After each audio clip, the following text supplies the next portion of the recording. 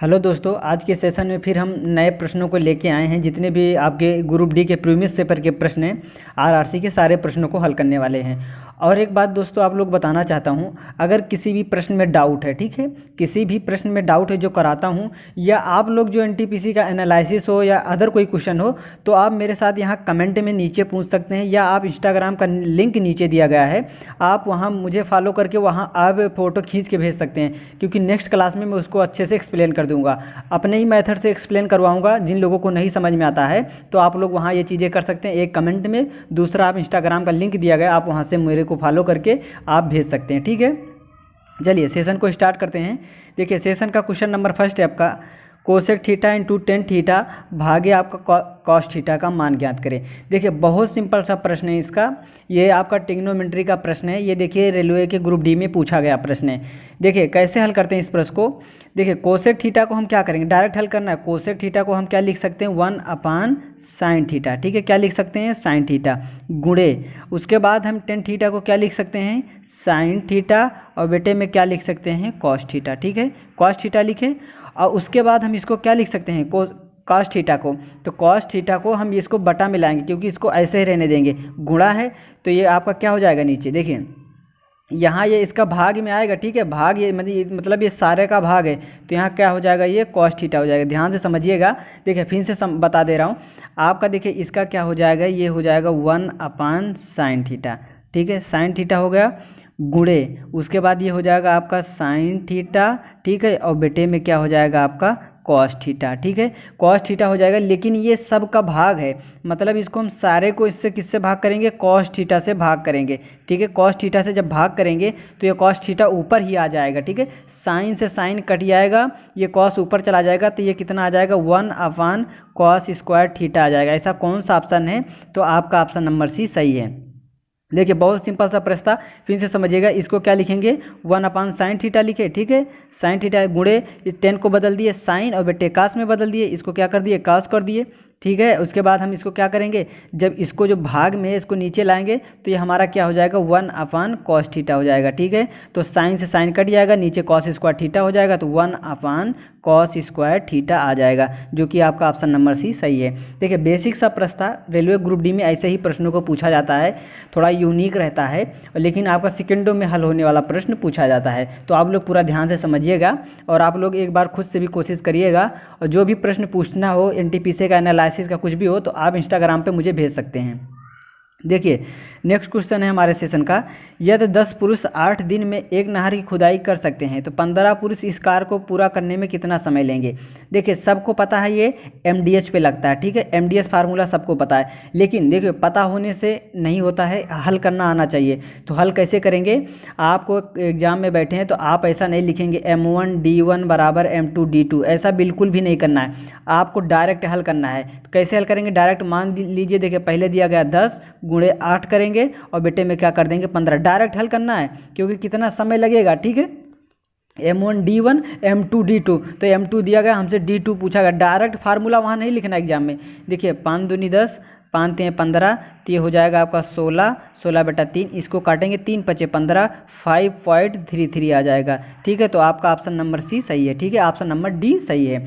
देखिए हमको क्या है, प्रश्नों को बहुत सारे बच्चों को आता है, लेकिन बच्चे क्या करते हैं, टाइम मैनेजमेंट नहीं कर पाते। जैसे कि अगर यहाँ देखिए M1D1 बराबर में M2D2, ये आपका यहाँ लिखेंगे WN और उसके बाद W2। बहुत सारे लोग पहले एग्जाम में ये लिखते हैं, एग्जामिनर आपसे जो है थ्योरेटिकल प्रश्न नहीं पूछ रहा है, ना कि आपको वहाँ प्रैक्टिकल करके दिखाना, आपको बस सेकंडों में हल करने की कोशिश करना है।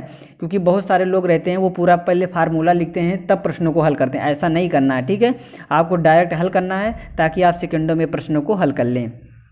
चलिए नेक्स्ट क्वेश्चन की तरफ चलते हैं। देखिए आज के हमारे सेशन का जो ये है, आप लोग का होमवर्क दे रहा हूँ, तो जिन लोगों को अगर ये प्रश्न आता है वो कमेंट में कर दीजिएगा कैसे हल होगा, और नहीं आता है तो आप लोग ये भी बता दीजिएगा नहीं आया, मैं आपको एक्सप्लेन कर दूंगा, आपको जो पूछना वो भी पूछ लीजिएगा। नेक्स्ट क्वेश्चन है सेशन का। देखिए जितने भी मैं प्रश्नों को कराता हूं दोस्तों, सबसे बड़ी बात यह है कि आप लोगों को कैसे बताता हूं कैसे एग्जाम में करना है, ये चीज़ें आप लोग समझिए।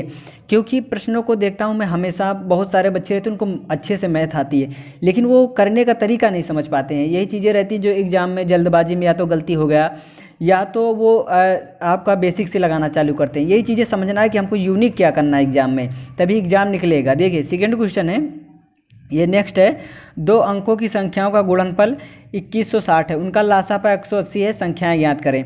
देखिए बहुत सिंपल सा प्रश्न है। अगर इस टाइप के प्रश्नों को देखें तो 2 टाइप के बच्चे होते हैं, एक पूरा बेसिक से हल करेंगे, एक बच्चे जो होते हैं देखिए सेकंडों में हल करेंगे, क्योंकि ये बड़े बड़े एग्जाम में ऐसे टाइप के प्रश्न पूछे जाते हैं और बहुत सारे लोग फर्स्ट टाइम एग्जाम देते हैं तो उनसे बहुत सारी गलतियाँ भी हो जाती हैं। देखिए इस टाइप के प्रश्नों को कैसे हल करेंगे, 2 अंकों की संख्याओं गुणनफल 2160 है, तो हम देखें पहले 2 संख्याओं को किनका गुणनफल करें कि उनका कितना आ जाए, 2160 आ जाए। तो देखिए अगर हम 72 को गुणा करेंगे तो नहीं आएगा, ठीक है।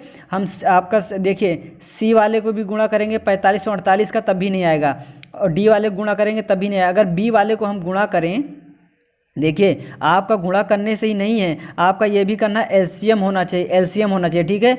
अगर हम देखें तो ऐसा आपका ऑप्शन नंबर बी है। देखिए आपको देखिए ये प्रैक्टिस पे डिपेंड करेगा। अगर आप देखा जाए, देखिए आपका देखा 3660, इसका एलसीएम लेंगे तो 180 आएगा, ठीक है। और जब इनका गुणनफल करेंगे तो कितना आ जाएगा, 2160 आएगा, ठीक है। देखिए गुणन करेंगे तो देखिए गुणा करके दिखा दें, देखिए 0 से 0 हो जाएगा, 6 चौक 36 के कितना हो जाएगा, 6 हासिल लाइन 3, 6 तिरिक 18, 18 3 कितना हो जाएगा 21, देखिए 2160 आ रहा, ठीक है। अगर इनका हम एलसीएम निकालेंगे तो 180 आ रहा है। देखिए एग्जाम में समझिए कैसे अप्रोच लगाना है, कैसे सेकेंडों में हल करने की कोशिश करना है, ठीक है। क्योंकि यही इसी टाइप के प्रश्नों को एक बच्चा होता है जो तुरंत मुश्किल से 10-15 सेकंड लगेगा एक क्वेश्चन को पढ़ते ही टिक कर देगा। एक बच्चा वो होता है कि काफ़ी गुणा भाग करता है, काफ़ी टाइम ले लेता है। उम्मीद करता हूँ ये प्रश्न अच्छे से समझ गए होंगे। देखिए सेकंड क्वेश्चन हमारे सेशन का, देखिए बहुत ही मोस्ट इंपॉर्टेंट प्रश्न है। अगर इस टाइप के प्रश्नों को आप लोग एक्स वाई से कर रहे हैं तो बहुत गलतियां कर रहे हैं। देखिए आज के बाद इस टाइप के प्रश्नों में कभी भी आप एक्स वाई नहीं मानेंगे और एग्जाम में तुरंत करके आएंगे, अगर आज ये प्रश्न अच्छे से समझ लेते हैं तो।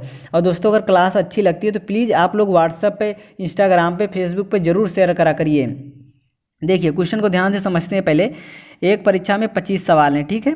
एक परीक्षा में कितने हैं, 25 सवाल दिए गए हैं। प्रत्येक सही जवाब के लिए 4 अंक दिए जाते हैं और प्रत्येक गलत अंक के लिए 2 अंक काट लिए जाते हैं। यदि सीमा ने 70 अंक प्राप्त किए तो उसने कितने सही किए। देखिए कितने सवाल सही किए। अब इसी प्रश्नों को एक्स मानेंगे, एक्स वाई मानेंगे, बहुत तरीके से बच्चों लगाते हैं, जो कि ऐसा बिल्कुल भी नहीं करना चाहिए एग्जाम में। देखिए मैं मानता हूँ बेसिक आपको सीखना चाहिए, लेकिन बेसिक के साथ साथ एग्जाम में कभी भी बेसिक से नहीं करना चाहिए।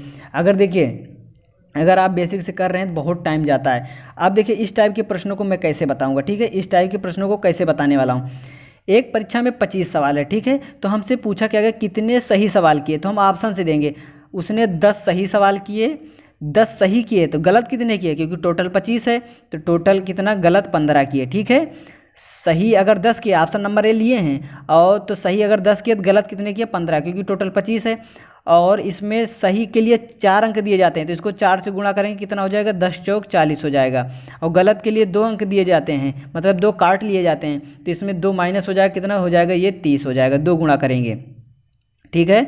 अब क्या 40 और 30 से आपका माइनस करने पर 70 आ रहा, नहीं आ रहा, तो ये ऑप्शन बिल्कुल भी नहीं हो सकता ए। अब ऑप्शन नंबर बी को देखिए। अगर उसने सही 15 किए तो गलत कितने किए, 10 किए। देखिए 10-15 का यहाँ भी कन्वर्जन हो रहा, तो मतलब यहाँ भी नहीं आएगा आंसर, ठीक है, ये भी नहीं आएगा। ऑप्शन नंबर सी को लेते हैं, ठीक है।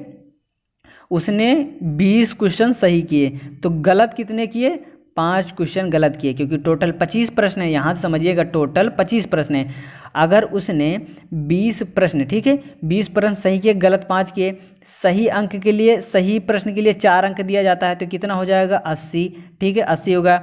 और गलत के लिए -2 अंक काट लिए जाते हैं, तो इसको 2 से गुणा करेंगे कितना हो जाएगा, 10। अब इन दोनों को माइनस करेंगे तो टोटल 70 आना चाहिए, तो 70 अंक आ रहा है, तो मतलब आपका ऑप्शन नंबर सी सही हो गया। समझिएगा इस प्रश्न को दोस्तों, क्योंकि ये एक ऐसा प्रश्न है, इसी को बहुत सारे बच्चे बहुत तरीके से लगाते हैं, लेकिन आज के बाद आप इस टाइप के प्रश्नों को ऑप्शन से हल करके आएंगे और एग्जाम में बहुत ही अच्छा स्कोर करके आएंगे। एक बार खुद से कोशिश करिएगा और वीडियो को पॉज करके एक बार खुद से भी प्रैक्टिस करिएगा, क्या इस टाइप के प्रश्नों को नेक्स्ट टाइम आप लोग हल कर पाएंगे। तो उम्मीद करता हूँ ये चीज़ें आप लोग बहुत ही अच्छे से समझ गए होंगे और आज के बाद इस टाइप के प्रश्नों में गलती नहीं करेंगे। दोस्तों अगर आपको ये क्लास अच्छी लगी हो और कोई भी डाउट हो, कोई भी प्रश्न भी पूछना हो, जैसे एनटीपीसी का एनालिसिस करवाना है आप लोगों को, तो आप इंस्टाग्राम पे भी मुझे भेज सकते हैं। इंस्टाग्राम पे एक आप इंस्टाग्राम पे भेज सकते हैं, दूसरा आप दूसरा अगर मुझसे पूछना चाहते हैं तो कमेंट में भी पूछ सकते हैं। कोई भी प्रश्न हो, जिस टाइप का हो, किसी भी चैप्टर का हो, अगर आप लोगों को डाउट है, नहीं समझ में आता है, या आपको किसी और मेथड से समझना, ट्रिक से समझना है, तो आप मुझको इंस्टाग्राम पर भी आप भेज सकते हैं और कमेंट में भी पूछ सकते हैं। और दोस्तों क्लास को ज़्यादा से ज़्यादा शेयर करिएगा, क्योंकि आप लोगों के लिए महत्वपूर्ण प्रश्नों को लाऊंगा और आप लोगों को हल करने का तरीका भी बताऊंगा। चलिए फिर मिलेंगे नेक्स्ट क्लास में, तब तक के लिए दोस्तों जय हिंद, धन्यवाद।